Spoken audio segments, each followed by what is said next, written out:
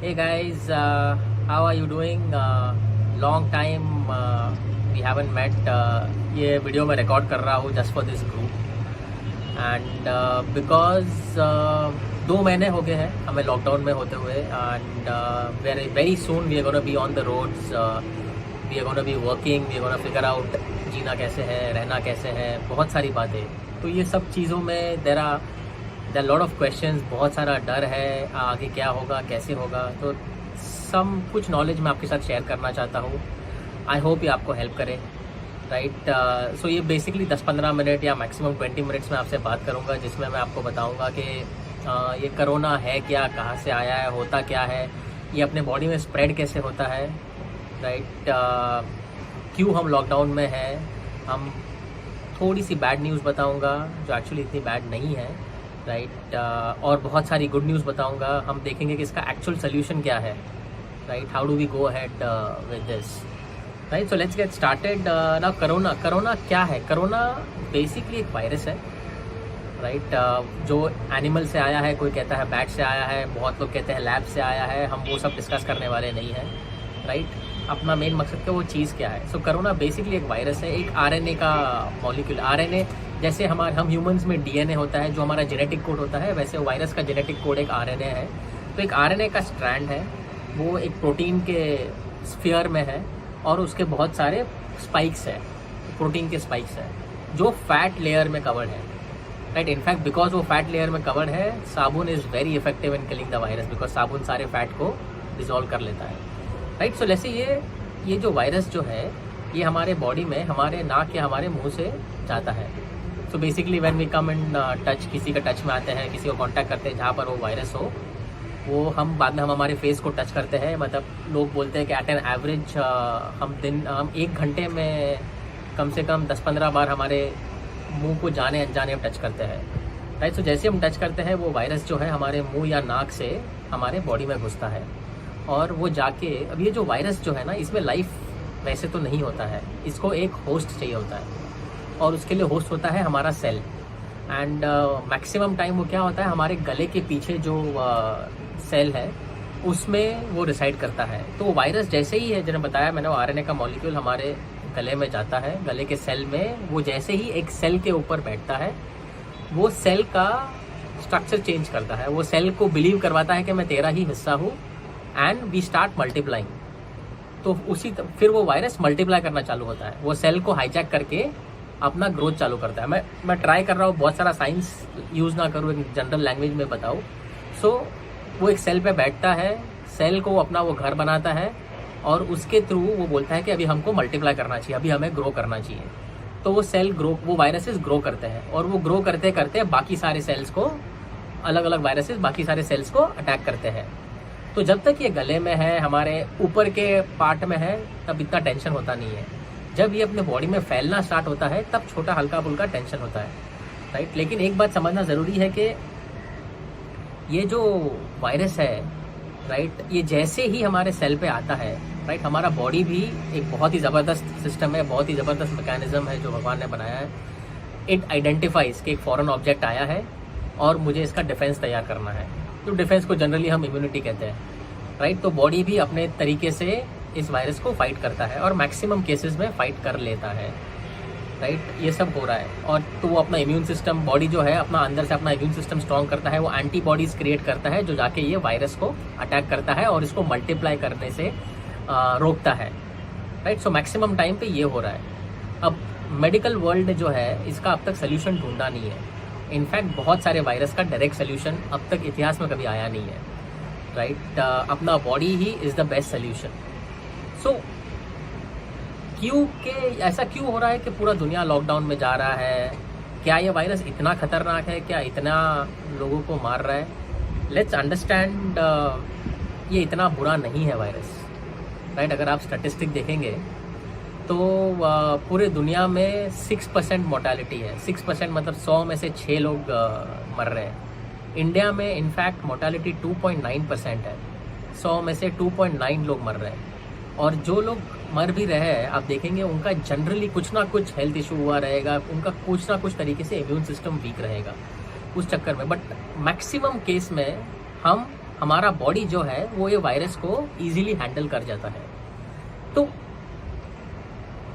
ये लॉकडाउन क्यों हो रहा है? अगर ये वायरस इतना खतरनाक नहीं है तो लॉकडाउन क्यों हो रहा है? लॉकडाउन का सिंपल रीजन ये है कि इतने सारे लोग अगर, बिकॉज ये वायरस बहुत ही फास्ट फैलता है, बहुत ही फास्ट स्प्रेड होता है, राइट, और इतने सारे लोग अगर साथ में ये वायरस को पकड़ लेते हैं तो इतने हमारा इंफ्रास्ट्रक्चर नहीं है, हमारे कंट्री का इंफ्रास्ट्रक्चर नहीं है कि इतने लोगों को हॉस्पिटलाइज कर सके, इतने बेड्स प्रोवाइड कर सके। तो वही मेन रीज़न है कि कंट्रीज अलग अलग अपने अपने तरीक़ों से ट्राई कर रही है कि ये वायरस को का इफेक्ट धीरे धीरे कम करे। ज़ीरो नहीं कर सकते, धीरे धीरे कम करें, और ताकि जो लोग इफेक्ट हो रहे हैं उनको हॉस्पिटलाइज करें, वो लोग बाहर आए और बाकी ऐसा चलता रहे। बट अगर सारे के सारे लोग साथ में हो गए तो वो हैंडल करना मुश्किल हो जाएगा, right, which is the reason हम लॉकडाउन में गए। लॉकडाउन से कोई सोल्यूशन नहीं मिलना है, लॉकडाउन से सिर्फ ये वायरस का इम्पैक्ट या उसका ग्रोथ को हमको कम करना है ताकि हमारा इंफ्रास्ट्रक्चर जो भी है वो उसको हैंडल कर पाए, राइट। और बहुत सारी बातें चल रही है कि ये वायरस का सोल्यूशन क्या है। वायरस के सोल्यूशन, देखिए मेरे हिसाब से वायरस के 5 सोल्यूशन है। पहला वैक्सीनेशन, राइट। वैक्सीनेशन क्या होता है? जो भी हम वैक्सीन डालते हैं वो अपने बॉडी में उसका ही एंटीबॉडीज़ क्रिएट करता है और वो वायरस को फाइट करता है।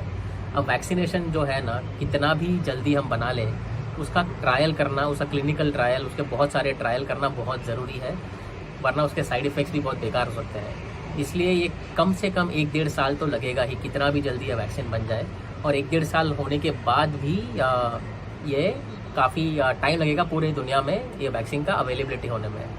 दूसरा सोल्यूशन है कोई एग्जिस्टिंग दवाई काम कर ले, which actually is the best solution, right. कोई दवाई एग्जिस्टिंग काम करे, क्योंकि एग्जिस्टिंग दवाई ऑलरेडी टेस्टेड है, ट्राइड है, अलग अलग चीज़ों पर ट्राई कर चुके हैं।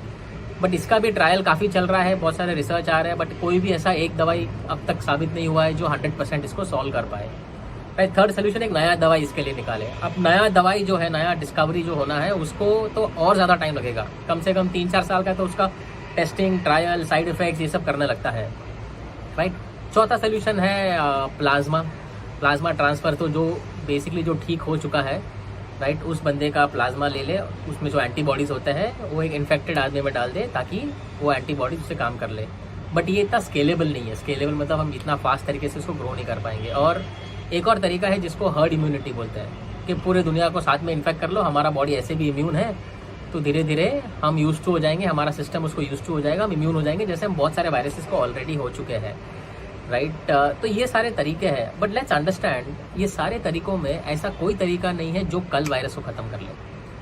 अब लॉकडाउन ख़त्म होने वाला है, हम रोड पे आने वाले हैं, तो बैड न्यूज़ क्या है? बैड न्यूज़ ये है कि हम रोड पे आएंगे, हम काम पे लगने वाले हैं, और ये वायरस दुनिया से गया नहीं रहेगा। दुनिया छोड़ो, अपने लोकेलिटी से गया नहीं रहेगा, हमारे एरिया से गया नहीं रहेगा, राइट। तो हमको रहना है उसमें। तो बैड न्यूज़ ये है कि हमें फिर भी उसमें काम, बिकॉज हम सोल्यूशन क्या है? हम 2 साल खुद को लॉकडाउन में रखें, वो तो हो नहीं सकता, हम घर के अंदर ही मर जाएंगे। बट अदरवाइज हमको बाहर जाना है। अब बहुत सारे सोल्यूशन दिए जा रहे हैं कि हाथ को कंटिन्यू सैनिटाइज करो, धो, मास्क पहनो, बहुत सारे स्प्रेज आ रहे हैं, इन्फेक्टेंट्स आ रहे हैं, राइट। सो क्या ये सोल्यूशंस इफेक्टिव है? To some extent social distancing, ये सारी चीज़ें काम करेगी, बट 100% नहीं। देखिए, बेसिकली आप मास्क पहन सकते हैं, बट ये भी देखा गया आप कंटिन्यूस मास्क नहीं पहन सकते, वो आपको ब्रीदिंग प्रॉब्लम क्रिएट करेगा, राइट। तो ये जो तरीके हैं सैनिटाइज करना, अब कितने चीज़ों को आप सैनिटाइज करोगे? क्या आप हर एक प्रोडक्ट अवेलेबल, आप जहाँ भी टच करोगे, लिफ्ट में, दुकान में, बाहर, सामान, रोड पे, पिलर, आप इतने सारे चीज़ों को नॉर्मली टच करते हो, क्या आप सबको सैनिटाइज करते बैठोगे? आप इतने सारे लोगों को मिलने वाले हो, क्या आपको अश्योरेंस है कि सारे लोग ये सैनिटाइज किए हुए रहेंगे और हाथ धोया हुआ रहेगा, राइट? वो हम गारंटी नहीं है। To a small extent it can work.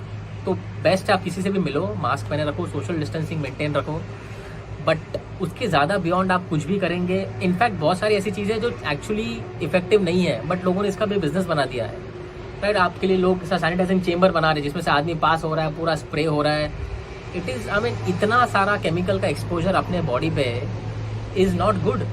और आप एक्चुअली स्टडी देखोगे, WHO ने भी कहा है ये बहुत सारी चीज़ें ज़्यादा इफेक्टिव नहीं है, राइट? तो सिंपल चीज़ें हमको करनी है। तो गुड न्यूज़ बताता हूँ मैं आपको। गुड न्यूज़ क्या है? गुड न्यूज़ ये है कि ये वायरस को हमको एक्सटर्नली हैंडल नहीं करना है, ये वायरस को हमको इंटरनली हैंडल करना है।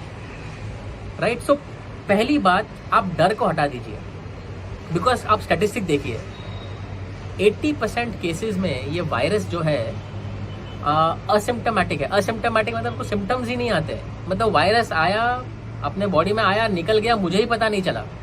वो 80% केसेस है, विच मीन्स अपना body is very good to handle this. हमारा बॉडी, हमारा भगवान ने सिस्टम बनाया है which can handle this virus.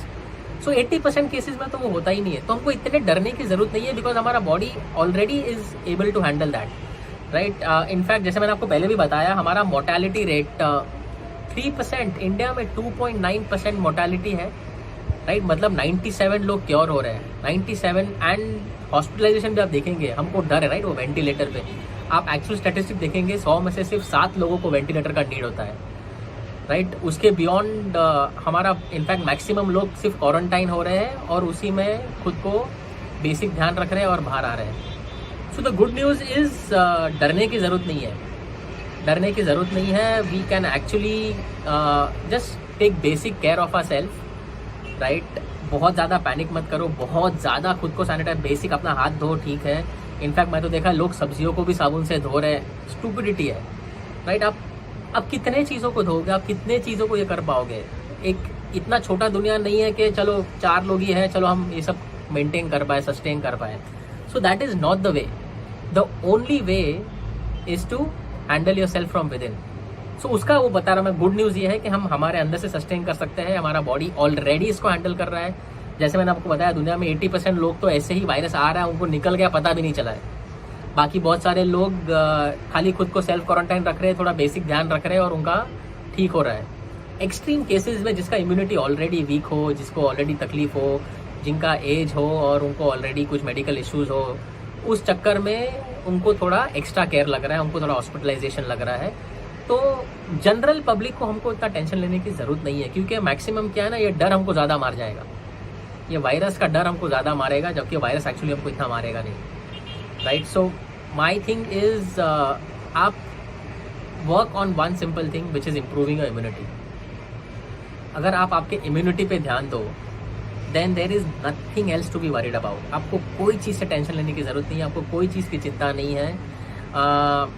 Immunity direct cure नहीं है, लेकिन देखा गया है कि और कोई इलाज भी नहीं है, राइट। सो बहुत सारा साइंस हो रहा है, बहुत सारा रिसर्च हो रहा है, बहुत सारा स्टडीज़ हो रहा है जो बता रहे हैं कि इम्यूनिटी इज़ द ओनली वे हम यह वायरस को हैंडल कर पाएंगे, राइट। तो इसके नेक्स्ट वीडियो में, राइट, मैं आपको बताऊंगा कि बेसिक सिंपल तरीके मैंने आइडेंटिफाई किए 5 या 6 तरीके, जिससे हम हमारा इम्यूनिटी बैठे बैठे, घर बैठे बैठे या फिर थोड़ा हल्का फुल्का बाहर जाके हम हमारा इम्यूनिटी स्ट्रॉन्ग कर सकते हैं, हमारा इम्यूनिटी बढ़ा सकते हैं without spending a lot of money. Because ये सारे चीज़ों में लोगों ने बहुत बिजनेस करने के मौके ढूंढ लिए हैं, राइट। बहुत ज़्यादा मास्क बिक रहे हैं, बहुत ज़्यादा थर्मोमीटर बिक रहे हैं, बहुत ज़्यादा सैनिटाइजर बिक रहे हैं, लेकिन what I will do is मैं आपको 5 या 6 सिंपल तरीके बताऊंगा, घरेलू तरीके बताऊंगा, नेचर से रिलेटेड तरीके बताऊंगा, जिससे आपका इम्यूनिटी नेचुरली ग्रो होएगा and you will not have to worry, right.